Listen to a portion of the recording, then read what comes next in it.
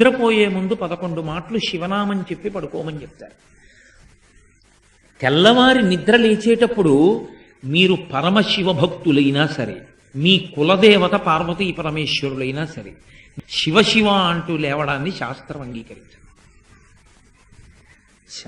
శాస్త్రమే. శివుడు కేశవుడు రెండని నేను అంటలేదు, కానీ దేని స్థితి దాందే అంతే.